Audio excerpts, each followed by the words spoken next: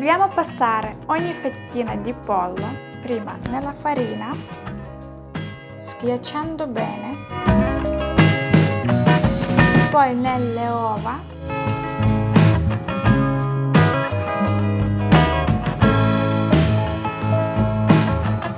e poi pan grattato con formaggio, sempre schiacciando bene.